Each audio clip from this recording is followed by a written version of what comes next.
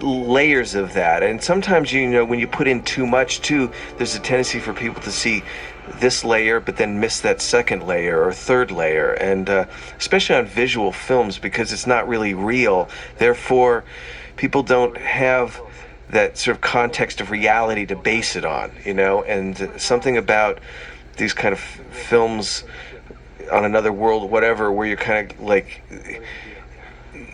you're looking at things on different levels, but you don't have that reality level to base it on. All right, we got one shot. Let's. On the second Batman movie, and one of the things I, learned about stunts and things like that is, like, especially for me, movement's always been important in the movies that I've done. I seem to like animal people or people in makeups, and movement is, I've never just treated it as movement. I treat it as character, and so when it came to the apes, it's always good to work with circus people. They seem to know, because they're more, they're not just into like the stunt, they're into movement. So Terry, who I think has worked with the circus and stuff like that, was very, very good at, there's this new element, and it's sort of a mixture of elements.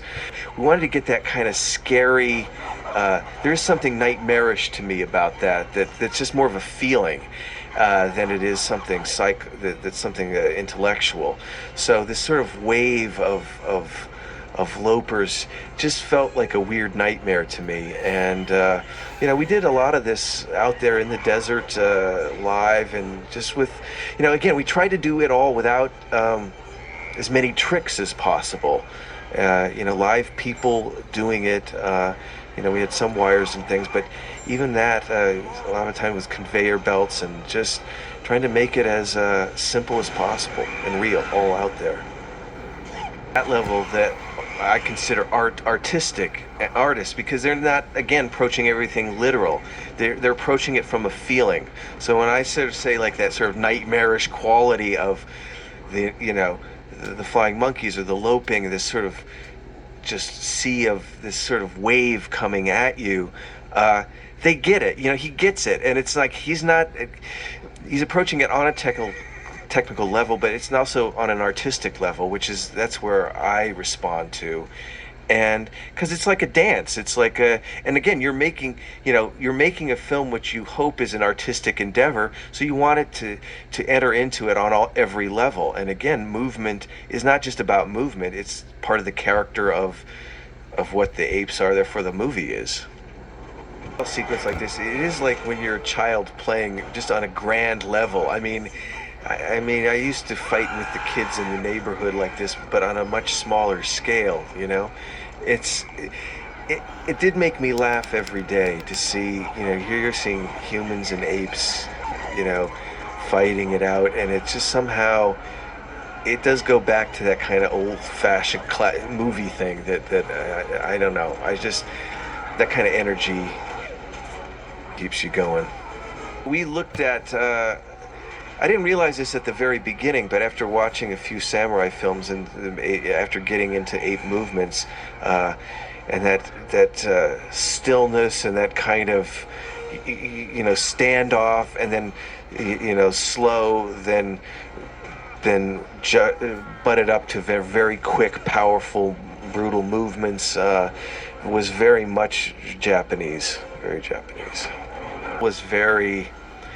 In fact, you'd see Paul on occasion out of his makeup, and it would freak me out, because he was that character, and he again taps into whatever internal orangutan he has in himself, and unleashes it. Not only lets it come out, but taps into it and lets it really sort of. So he becomes something, and he had a great command of his face that way. I think he had one of the better commands of his makeup, probably, than others.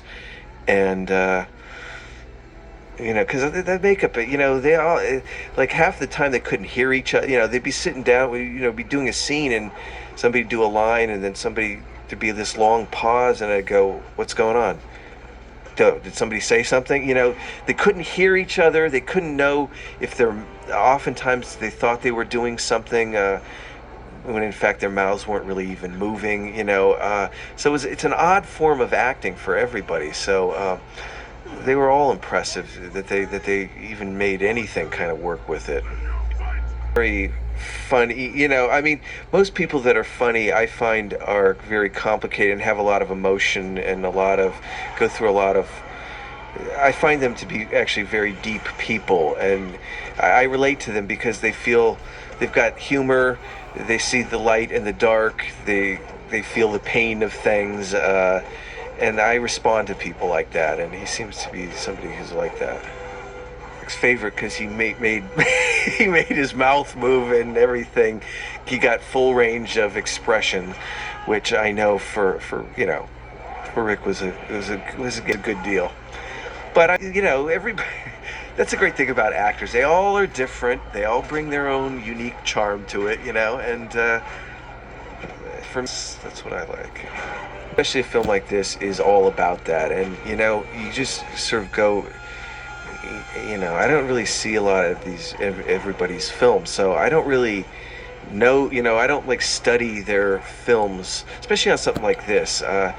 It's more of an instinct thing, and I always like to go on that. It's a little scary, but I like to go more on my instinct. And then when you find it's right, then you get really excited because it's like I much prefer operating on that sort of unconscious level as opposed to if I start to consciously think about things too much, I trick myself into other things. Yeah, I mean my conscious is trickier somehow for me because there's a slight connection to things but not really connected to it. It's somewhat mixture of mythologies, known names, sort of unknown names, sort of offshoots of known names. As more time elapses, it's like things start out to mean one thing and turn into another. That's why, the branding was based on the Oberon ship, even though we didn't say it. But as these things, as cultures, get older, their original things lose meaning. That's what's always interesting about old stories or old religious beliefs. It's like you wonder somehow what has. I just know from my own mind how from one movie to the next you revise. You kind of read the wheel as you go along. You kind of revise your own history and things and so on a grand level, it's just very interesting to me. We've done that or do that in our history. Make things. A product of your upbringing.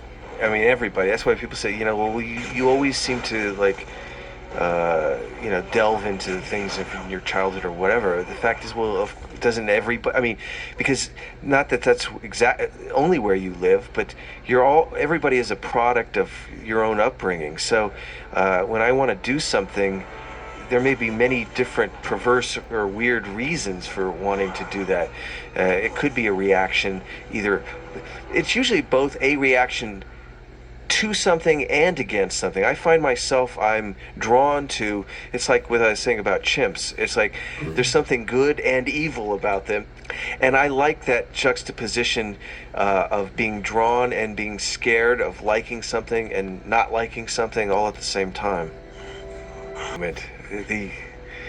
The dramatic death scene. I was very touched by that crawl. I thought, this is good. This was very good. We didn't have very big stages, so we had to make as much out of it as we could with these things. Because again, I wanted to make sure we built it all and not. I did not want these poor actors to be going through, hours and hours of makeup and then have to come act on a blue screen or whatever. That was kept very much to a minimum. It just zaps your energy out completely.